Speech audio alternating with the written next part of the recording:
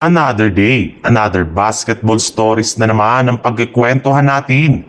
At ngayon nga ay ang pag-uusapan natin ang mga naibalitang players na tatanggalin na agad ng Los Angeles Lakers at ang balitang pagkuha ng Golden State Warriors kay Nikola Vucevic.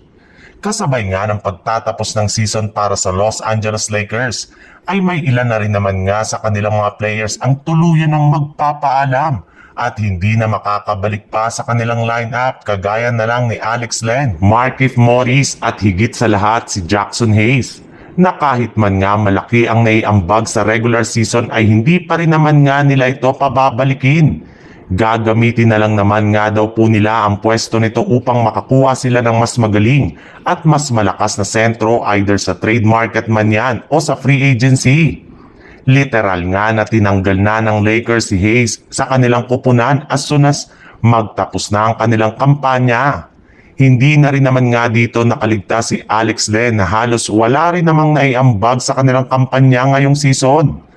Kaya as of now nga, ay meron na silang dalawang bakanting pwesto sa kanilang magagamit para makakuha sila ng at least dalawang bagong sentro sa loob ng free agency market. Alam na rin naman nga ng team na maraming ang mga magagaling na big man na magiging available sa free agency ngayong season na pwede nilang papirmahin. Kaya hindi na nga nila palalagpasin pa ang ganitong klaseng pagkakataon. Hindi pa rin naman nga sinasarado ng general manager ng Golden State Warriors na si Mike Dunleavy ang posibilidad na gumawa sila ng at least isang blockbuster trade sa mga susunod na buwan ngayong off-season. At kung gagawa nga sila nito ay plano nga ng kanilang team na kumuha ng isang bago at legit na sentro na siyang literal na mangunguna sa kanilang front court. Ayaw na rin naman nga nila na umasa kay Draymond Green na pangunahan nito ang kanilang front court since madali na ngang nag-checkmate ang kanilang small ball rotation. Hindi rin naman nga ganong ka-reliable sina Kevin Looney, Tracy Jackson Davis at maging si Quinton Post. Kaya kukuha na sila ng bagong center kagaya na lang ni Nikola Vucevic na ginawa na namang available ng Chicago Bulls sa trade market.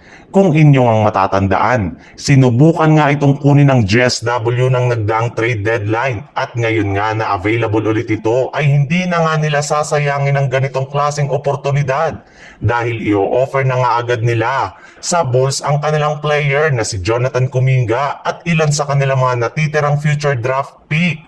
Sinubukan na rin naman nilang kunin si Vucevic nang nagdaang trade deadline kaya hindi na nga sila magdadalawang isip na kunin na itong muli ngayong off-season.